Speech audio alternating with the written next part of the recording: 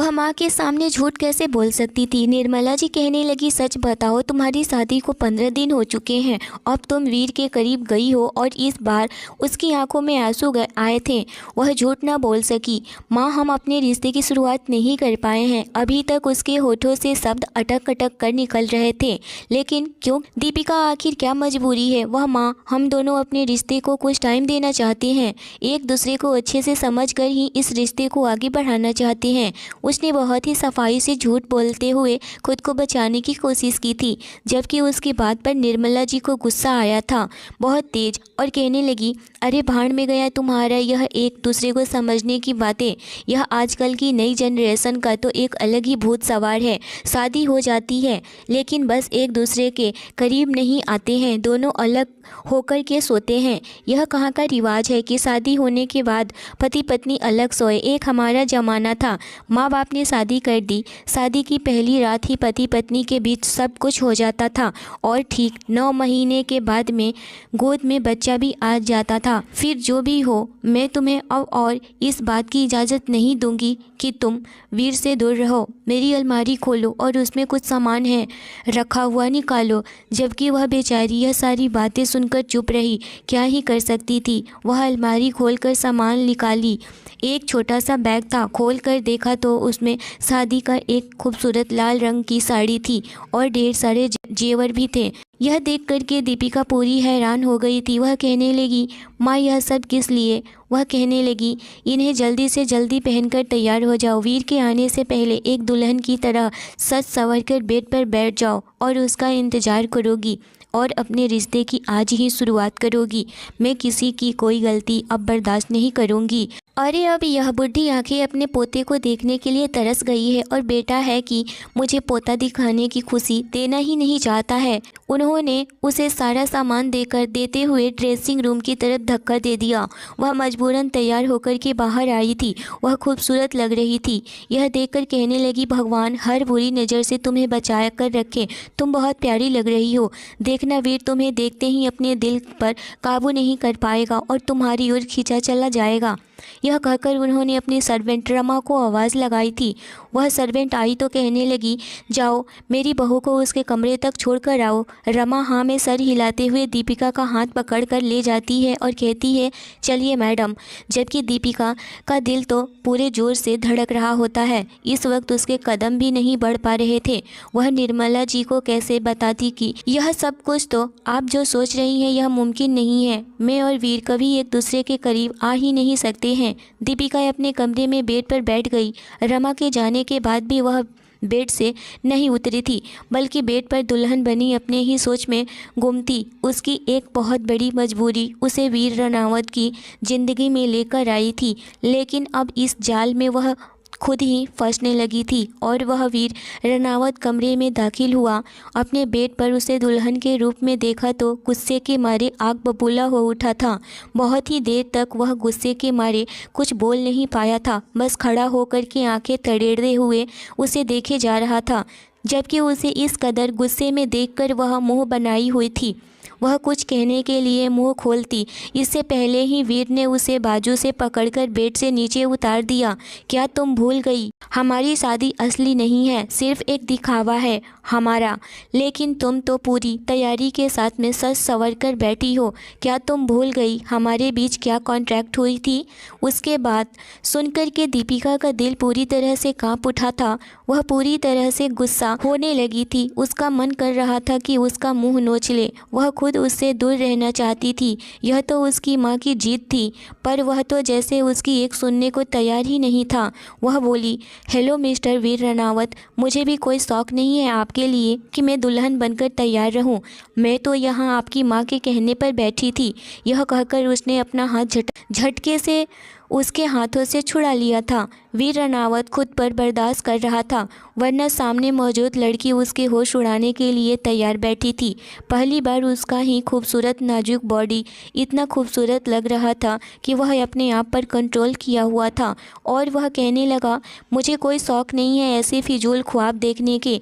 यह आपकी माँ ने ही कहा था, उन्हीं की वजह से यहाँ मैं आई हूँ और अब उनकी बात मानकर यह सब की। और एक बात बता दूँ, यह कदम कदम मजबूरी में उठाया है, शौक से नहीं आई, ना ही आपके करीब आने की इच्छा रखती हूँ। दीपिका नम निगाहों से गुस्से में बोली, जबकि वीर के तो भावित तन गए थे। उसका दिल दुखाया था। तुम्हारी औकात भी नहीं है कि तुम मेरे ख्वाब सजा सको। आगे से मेरे सामने इस तरह जबान चलाओगी तो तुम्हारी जबान खींच लूँगा। मुझे भी तुम जैसी लड़की के साथ रिश्ता बनाने का कोई शौक़ नहीं है। पति पत्नी वाला जो भी नाटक होगा माँ के सामने होगा, बस। इसके अलावा ना तुम मुझे जानती हो और ना ही मैं तुम्हें। कमरे में जितना अजनबी की तरह रहोगी तुम्हारे लिए उतना ही अच्छा होगा। वीर उसकी नरम निगाहों में देखते हुए कहता है। एक झटके से उसे छोड़कर उसके हाथों को मरोड़ा हुआ था। वॉशरूम में चला जाता है। वह बेड पर गिर गई थी। दीपिका खुद की बेबसी पर रोना चाहती थी। काश उसके हालत बेहतर होते तो आज यह दिन न देखने को मिलते। उसने कभी नहीं सोचा था कि उसकी ज़िंदगी में ऐसा जालिम लाइफ पार्टनर होगा। वह वॉशरूम से अपने बाल पोंछते हुए बाहर आया तो उसे अपने बेड पर देखकर एक बार फिर से उसे गुस्सा से घूरा था, लेकिन इस बार दीपिका जल्दी से उठकर के ड्रेसिंग रूम में घुस गई थी और उससे डरते हुए रूप को देख कर के वीर के होठों पर एक मुस्कान आई थी। चुपचाप कपड़े बदलकर वह सोफे पर लेट चुकी थी। वीर लाइट पहले ही बंद कर चुका था। उसे वह सब याद आया, कैसे यहाँ अपनी ज़िंदगी का सौदा करने आई थी। दीपिका एक मिडिल क्लास फैमिली से बिलोंग करने वाली लड़की थी। उसके पापा 6 साल पहले ही उसे छोड़कर हमेशा के लिए नींद के आगोश में चले गए थे। अब उसकी ज़िंदगी में सिर्फ उसकी माँ ही थी और एक भाई था, और वह भी बीमार रहती थी। अपनी दिन रात की मेहनत करके और कॉलेज में स्कॉलरशिप से हासिल किए हुए पैसों के साथ सब कुछ देख रही थी। फिर उसने पढ़ाई पूरी की, नौकरी की तलाश में पूरी तरह इधर से उधर मारी फिर रही थी। एक दिन उसे वीर रनावत की कंपनी में एक छोटी सी पोस्ट पर रख लिया गया था। सैलरी कम था पर घर में पिता के पेंशन से घर चल जाता था। उसके पापा एक पोस्ट ऑफिस में जॉब करते थे, जो कि वह ना रहे उनकी पेंशन शुरू हो चुकी थी और वह उसकी माँ के लिए इलाजों में ही पैसे खर्च हो जाया करते थे। दीपिका की माँ को डायबिटीज़ और बीपी की बीमारी थी। वह खुद पैसे जमा करती थी उन्हीं के इलाज के लिए। वह सारा पैसा खर्च हो जाता था, फिर भी ज़रूरतें थी कि बढ़ती ही जा रही थी। डॉक्टर का कहना था कि जितना जल्द हो सके इनका इलाज करवाया जाए, हो सकता है कि यह बच जाएं। वह परेशान रहने लगी थी। एक माँ ही थी उसकी ज़िंदगी में, उसका सब कुछ, और माँ के लिए उनकी बेटी और एक बेटा सब कुछ थे। और दीपिका की माँ रेणुका जी की ख्वाहिश थी कि जितनी जल्दी हो सके दीपिका के हाथ पीले हो जाएं, पर उनकी बहुत हालत नाजुक थी। कोई अच्छा रिश्ता भी नहीं मिल रहा था। जो आता लालची लोग निकल आते थे। दीपिका शकल सूरत में बहुत ही खूबसूरत थी। वह हमेशा अपनी खूबसूरती को लोगों की नज़र से छुपा कर रखती थी। जब भी कहीं बाहर जाती तो अपने चेहरे पर दुपट्टे से कवर अप कर लेती थी, क्योंकि उसे अच्छे से पता था कि गरीबों के पास में खूबसूरती भी उनके लिए मुसीबत बन जाती है, और वह कोई मुसीबत मोल लेना नहीं चाहती थी। समाज में बसने वाले लोगों की गंदी नज़र वह खुद पर बिल्कुल भी नहीं पड़ने देना चाहती थी। वह अपनी सबसे पहले जिम्मेदारी समझती थी, लेकिन लोग उसे तरह तरह की बातें सुनाते थे कि आजकल के ज़माने में इतनी पुरानी सोच कौन रखता है। पर उसे लोगों की बातों की परवाह न थी। वह सिर्फ और सिर्फ खुद की सेफ्टी के लिए ही यह काम करती थी, और उसकी माँ को उस पर गर्व था। अचानक एक बार उसकी माँ चेकअप करवाने जा रही थी कि उनको चक्कर आने लगे, और वहीं सामने से ट्रक आ रही होती है, जिससे कि उसकी माँ की बुरी तरह से एक्सीडेंट हो जाता है। कुछ देर बाद ही दीपिका के ऑफिस में कॉल आता है हॉस्पिटल से, आपकी माँ का एक्सीडेंट हो गया है। यह सुनकर के दीपिका पूरी पागल सी हो गई थी और ऑफिस से ही पागलों की तरह भागते हुए बाहर आई, जो कि वीर ऑफिस में एंटर कर रहा है। भागने में ही दीपिका वीर से टकरा जाती है। वीर दीपिका को देखकर पूरा हैरान था कि ये लड़की क्यों भागी जा रही है, फिर भी उसे इग्नोर कर दिया।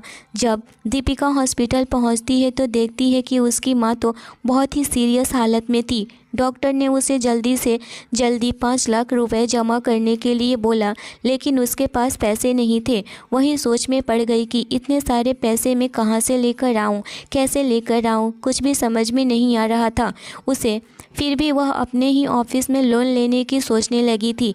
उसे फ़ौरन से 5 लाख जमा करवाने थे। उनको इलाज की ज़रूरत था, वरना देर हो जाती तो दीपिका अपने आप को बेहद ही बेबस महसूस कर रही थी। वह कुछ नहीं कर पा रही थी, उसे रोना आ रहा था। उसके पास अभी एक ही ऑप्शन था, अपने ऑफिस से लोन लेना। अपने आंसू साफ करती, खुद में हिम्मत पैदा करते हुए ऑफिस पहुंचती है। वीर रनावत पहले ही बहुत परेशान था अपनी मां की वजह से। उनकी जिद थी कि वह शादी कर ले और उसकी दुल्हन देखना चाहती हैं, जबकि वीर अभी तैयार नहीं था। लेकिन निर्मला जी भी एक नंबर की जिद्दी थी। उन्होंने खाना पीना ही छोड़ दिया था। जब तक तेरी दुल्हन को न देख लूँ, ना ही कुछ खाऊंगी और ना ही कुछ पीऊंगी। निर्मला जी ने ऐसे मजबूर किया था कि उसे कुछ भी समझ में नहीं आ रहा था, क्योंकि उसके पिता भी बीमारी की वजह से ही कुछ साल पहले ही इस दुनिया से चल बसे थे और वह नहीं चाहता था कि उसकी माँ को भी कुछ हो। इसी की वजह से अपनी माँ का विश पूरा करना चाहता था, और अगर ऐसा नहीं किया तो शायद कहीं उसकी माँ को भी कुछ न हो जाए। इस डर की वजह से वह अपनी माँ के कहना को टाल नहीं सकता। हर हाल में अपने माँ के कहे हुए बात को करना ही था उसे। वह अभी इन्हीं सोचों में खोया हुआ बैठा था और अपने ऑफिस में था कि अचानक से उसके सामने दीपिका आई अपनी माँ के इलाज के लिए लोन लेने। तो अचानक से उसके तेज दिमाग में पहला ख्याल यही आया था कि वह जानता था कि दीपिका बहुत ही अच्छे किरदार की लड़की है। वह उसे ऑफिस में कई बार देख चुका था। बस अपने काम से काम रखती थी, कभी इधर उधर फालतू के कामों में नहीं रहती थी। हालांकि वीर ने कभी गौर से नहीं देखा था। फिर कहा जाए तो दीपिका ने मौका ही नहीं दिया था ज़्यादा बातचीत का। इस वक्त भी वह उसके सामने खड़ी आंसू बहा रही थी। चेहरे पर दुपट्टे से कवर अप किया था, लेकिन उसके दुपट्टे के अंदर से भी उसकी बड़ी बड़ी हुई आंखें और होठ बाहर झांक रहे थे। दूध की तरह सफ़ेद रंगत थी उसकी। वीर इतना तो अंदाज़ा लगा चुका था कि यह लड़की बहुत ही खूबसूरत होगी। वह बहुत उम्मीद से आई थी, शायद उसे लोन मिल जाए तो उसकी माँ का इलाज शुरू हो सकता है। उसने बहुत ही उम्मीद से वीर से बोली, सर मुझे 5 लाख की बहुत ज़रूरत है। मुझे 5 लाख मिल जाए तो मेरी माँ का इलाज शुरू हो जाएगा, वरना वह मर जाएंगी, क्योंकि अभी थोड़ी देर पहले ही उनका बहुत बुरी तरह से एक्सीडेंट हो गया। जबकि वीर गहरी नज़रों से बस उसे देखे जा रहा था, उस लड़की के हाव भाव को पहचान रहा था। उसे उर्मिला जी की हर जीत का हल नज़र आ रहा था। वीर को अचानक अपने दोस्त की बात याद आ गई। माँ के खातिर तुम किसी से कॉन्ट्रैक्ट मैरिज कर लो। अगर कोई ऐसी लड़की मिलती है तो देर मत करना। वैसे तो तुम आजकल गरीबी भरे हालत को सबको मजबूर किया है, क्या पता कोई तुम्हें आसपास मिल ही जाए। उसके बाद तुम कॉन्ट्रैक्ट मैरिज करने के बाद जब तक तुम्हारी मर्जी है तब तक इस शादी को निभाना, और वर्षा को तुम बाद में मना लेना। वर्षा वीर की गर्लफ्रेंड थी। वह एक दूसरे को बहुत ही मोहब्बत किया करते थे, पर वीर करता था, वर्षा नहीं। वर्षा तो बस वीर के पैसों से अयासिया करती थी और वह इसलिए वीर के साथ में थी, वरना वर्षा तो बहुत ही रंगीन मिजाज की लड़की थी। वह हर लड़कों के साथ में रंगलेनियाँ मनाने निकल जाया करती थी। वीर उसके इस बर्ताव से बहुत ज़्यादा ही परेशान था, लेकिन क्या करे बेचारा, वह उसे बहुत पसंद करता था। इसी की वजह से उस पर थोड़ा गुस्सा होता, नाराज़गी दिखाता, फिर मान जाता। लेकिन अभी भी वह डर रहा था कि वर्षा यह सब जानकर पता नहीं क्या करेगी उसके साथ। लेकिन फिर सोचा कि माँ की बात है, मैं तो वर्षा को मना ही लूँगा, और अगर वर्षा मेरे साथ जो चाहे कर सकती है, पर मुझे इस वक्त अपनी माँ की खुशी ज़्यादा ज़रूरी है। यह दिल रखते हो पत्थर नहीं, यूँ ही किसी भी मामूली लड़की को इस दिल में जगह नहीं दे सकता हूँ। उसका दोस्त उसे अपने मशवरा दे रहा था।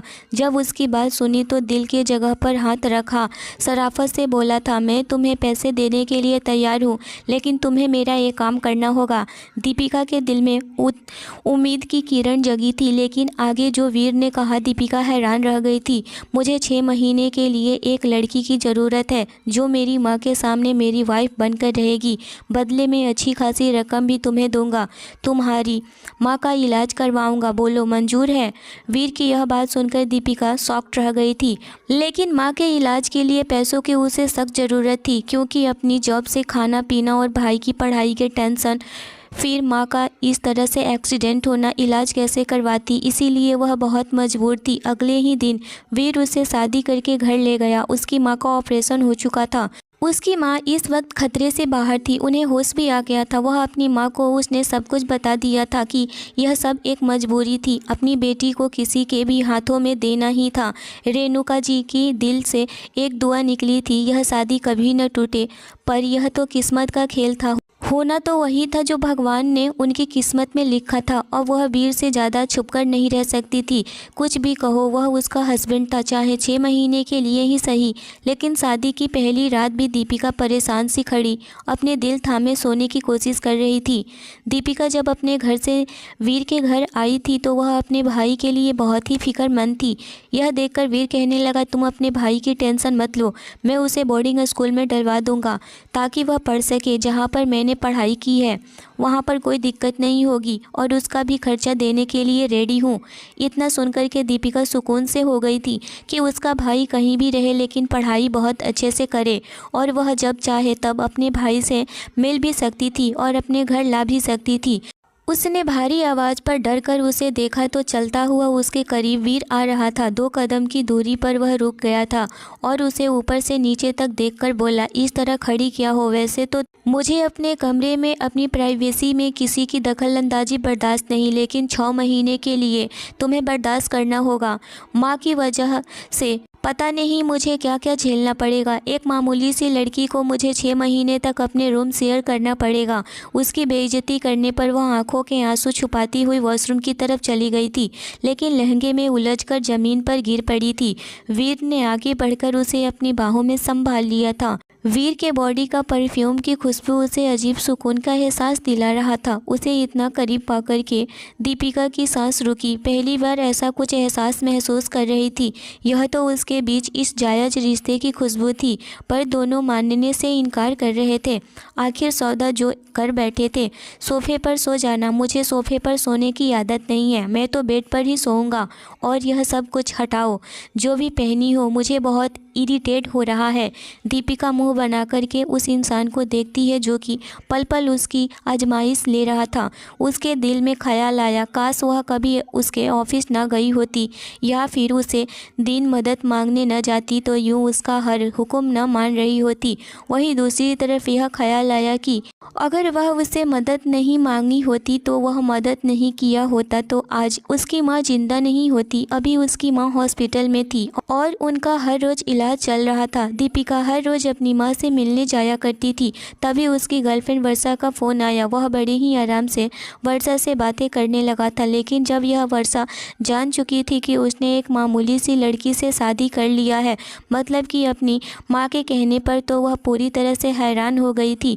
तुम ऐसा कैसे कर सकते हो? मेरे सिवाय किसी और लड़की को कैसे नज़र उठाकर देख सकते हो?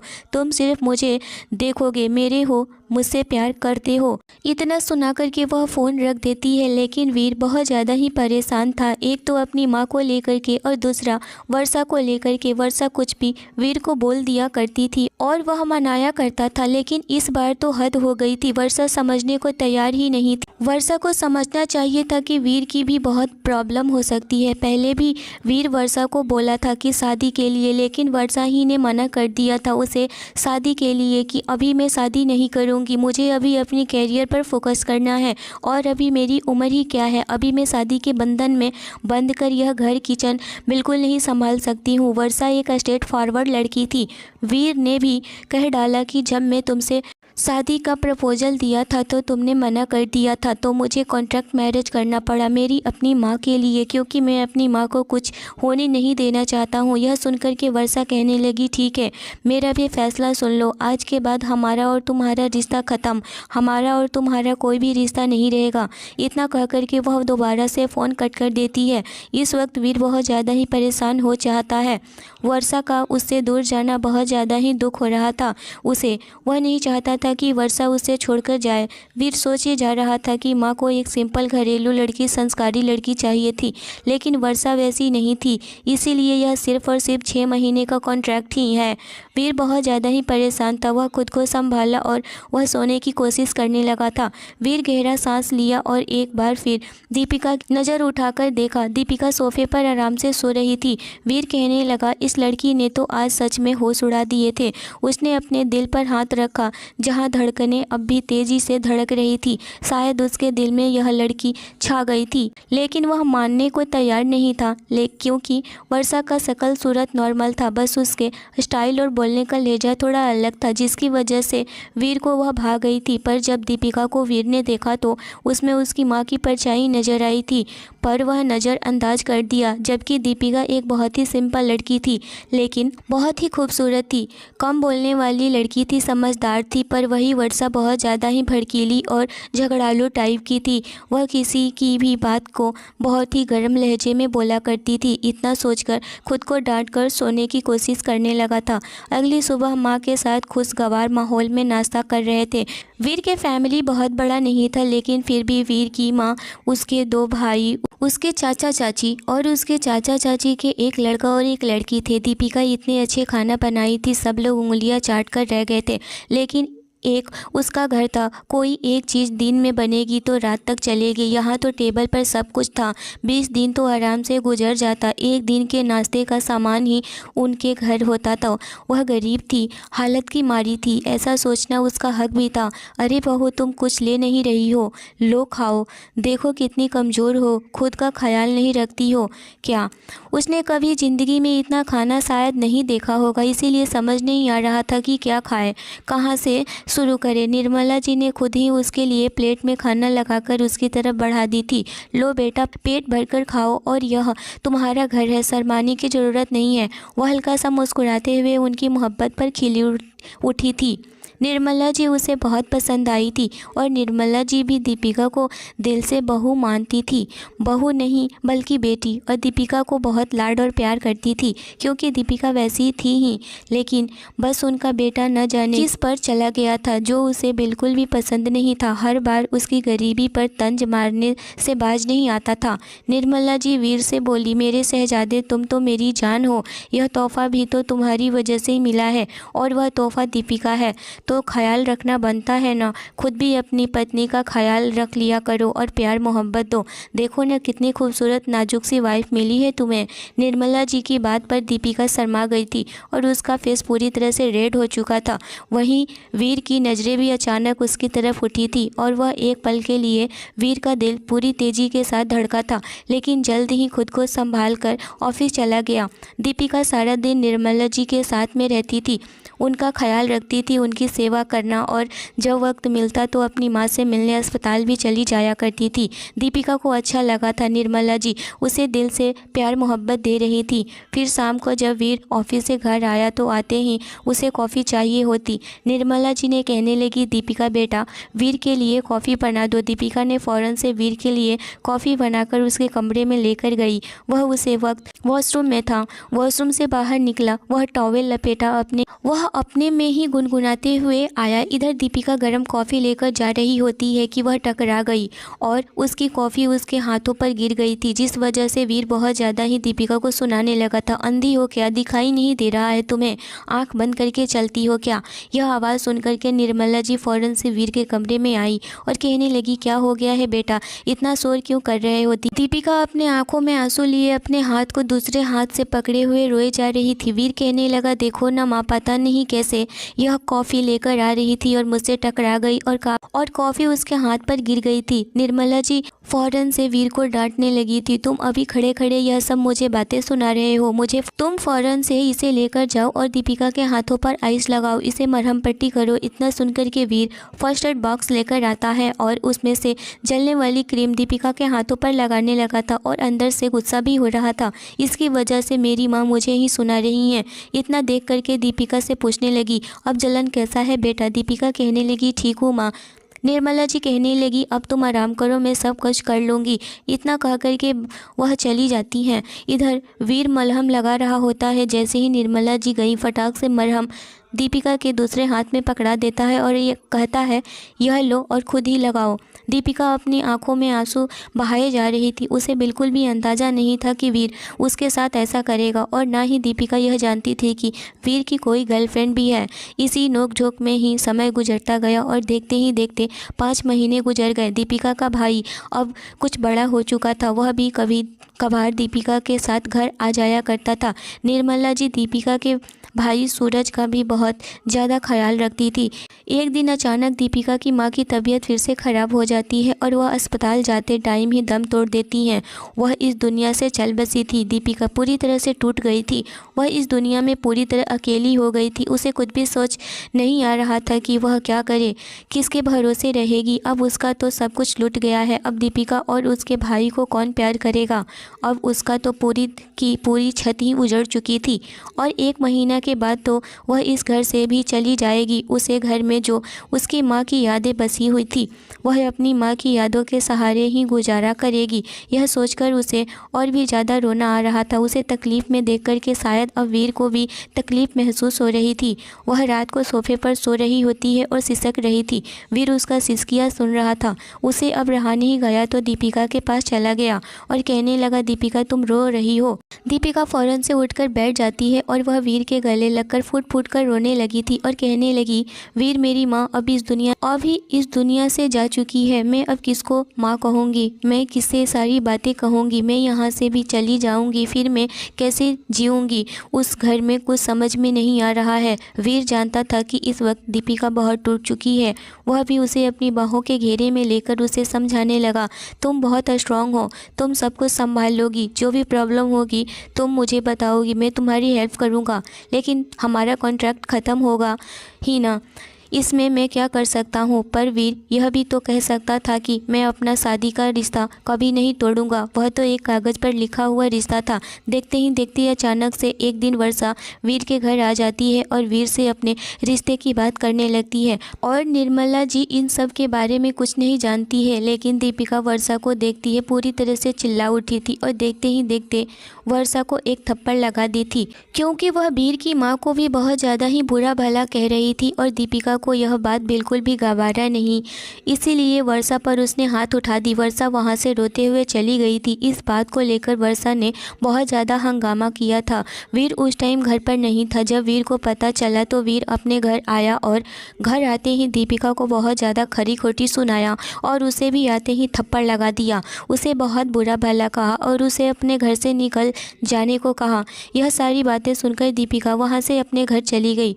जब निर्मला जी को पता चली तो निर्मला जी बहुत वीर को डांटने लगी थी। वह कहने लगी कि वह वर्षा की बच्ची मुझ पर हाथ उठाने की कोशिश की, उसने मुझे बहुत बुरा भला कहा। वह तो भला हो दीपिका बेटा का, जो कि वक्त रहते ही उसने उसका हाथ थाम लिया और उसे थप्पड़ लगा दिया। और तुम यह सारी बातें समझने के बजाय तुमने मेरी बहू को ही घर से निकाल दिया। तुम्हारी हिम्मत कैसे हुआ। तुम मेरी बहू को घर से निकाल दो। जाओ यहाँ से, मेरी बहू को लेकर आओ। एक पल भी मैं तुम्हें चैन से रहने नहीं दूंगी। तुम भी जाओ यहाँ से। उस रात को जैसे तैसे करके वीर ने अपने कमरे में गुजारा किया। उसे कमरे में अकेले नींद भी नहीं आ रही थी, क्योंकि दीपिका की उसे भी आदत लग चुकी थी। उसे भी अपने दिल में दर्द महसूस हो रहा था कि वर्षा ने मेरी माँ के ऊपर हाथ उठाने की कोशिश की और दीपिका ने माँ की सम्मान करते हुए वर्षा को सबक सिखाया और मैं उस पागल सी लड़की पर भरोसा कर लिया। वह सच में किसी की नहीं हो सकती है। वर्षा बहुत ही गलत लड़की थी। उसकी हिम्मत कैसे हो गई मेरी माँ पर हाथ उठाने की। वह रात भर दीपिका के बारे में ही सोचे जा रहा था। दीपिका कैसे होगी, मैंने उसके साथ बहुत गलत किया। उसकी हिम्मत कैसे हो गई मेरी माँ पर हाथ उठाने की। वह रात भर दीपिका के बारे में ही सोचे जा रहा था। उसे रहा नहीं गया और वह उसी रात को दीपिका के घर चला जाता है और उसका दरवाज़ा खटखटाने लगता है। दीपिका रात के समय दरवाज़ा खटखटाने की वजह से जाग जाती है और कहने लगी, कौन। वीर ने कहा, मैं हूँ, दरवाज़ा खोलो। यह सुनकर दीपिका पूरी तरह से हैरान हो गई थी और कहने लगी, इस वक्त आप यहाँ से चले जाइए। आधी रात को एक अकेली लड़की के घर पर आना उसकी इज्जत पर सवाल उठाता है। वह खुद में ही हिम्मत पैदा करते हुए गुस्सा में बोली। जितना अपने आंसुओं को रोकने की कोशिश करती वह उतना ही तेज़ी से बह रहे थे।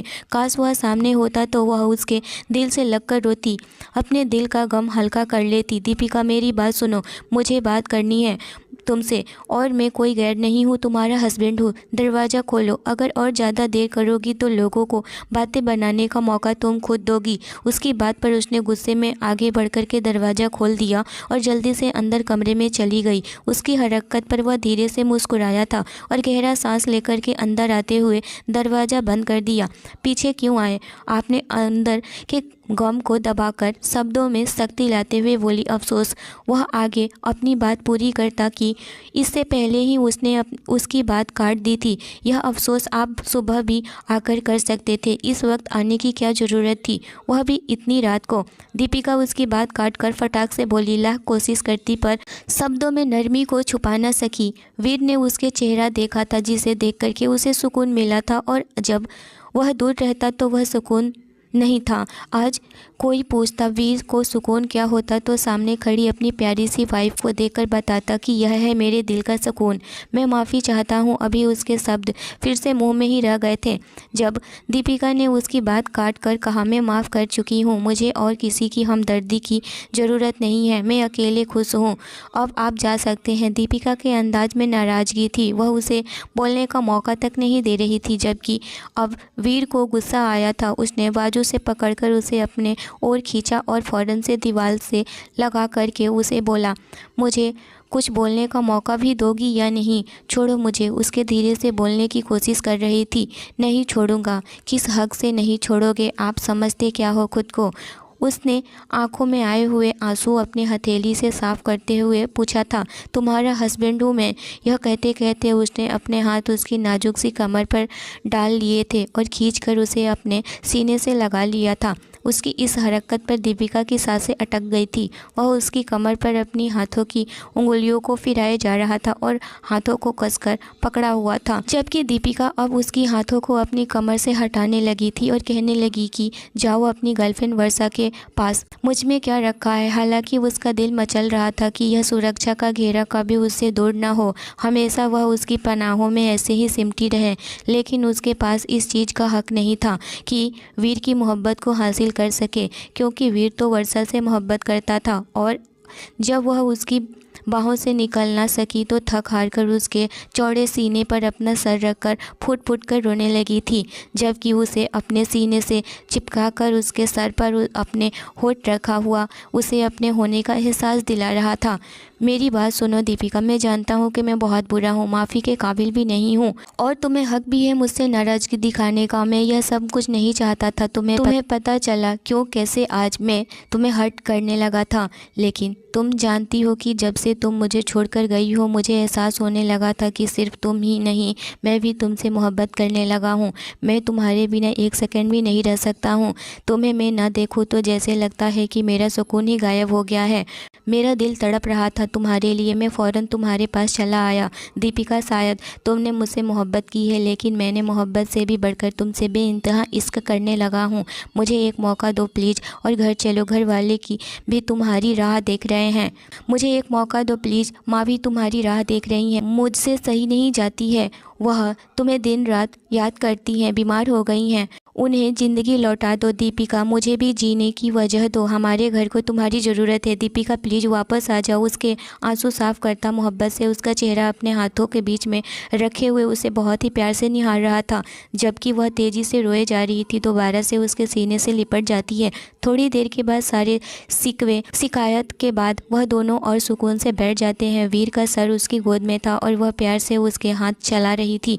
घर चले, वह उसका हाथ थामकर बहुत प्यार और सम्मान से कह रहा था, इस बार अगर इज्जत से ले जाओगे तो चलूँगी, वरना वह रहा दरवाज़ा। उसने शराफत से कहते हुए जैसे वीर को आईना दिखाया था।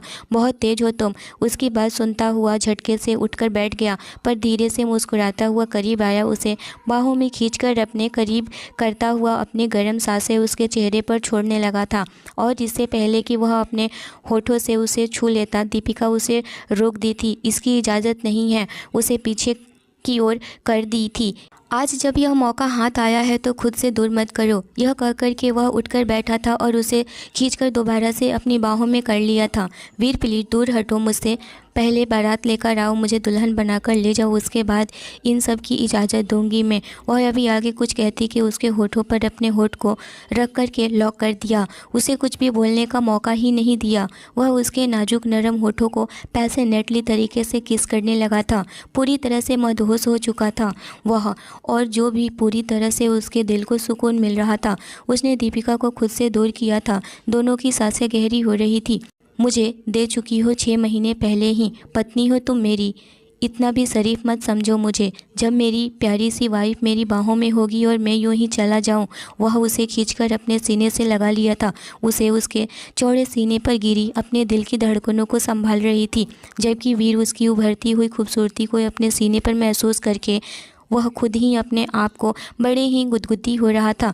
उसने झटके से उसे बेड पर लिटा दिया, खुद उसके ऊपर आया और उसके गले पर हाथों से सहलाने लगा था। उसकी आंखों में मचलते जज्बात पर दीपिका बुरी तरह से घबरा गई थी। उसका चेहरा गुलाबी होने लगा था, जबकि वीर ने आगे बढ़कर उन रंगों को अपने होठों से चुराना शुरू कर दिया था। सच ही दीपिका, जब तुम इस तरह शर्माती हो मेरा दिल भागने लगता है। वह धीरे धीरे अपना चेहरा उसकी गर्दन में छुपाता हुआ उस पर प्यार कर रहा था। कमरे में थोड़ी सी रोशनी थी। वह दीवाना सा हो रहा था। उसे अपने होठों से छुआ दीपिका को भी मदहोश कर रहा था। उसके होठ की मदहोशी वीर को किसी दूसरी ही दुनिया में सैर करा रही थी।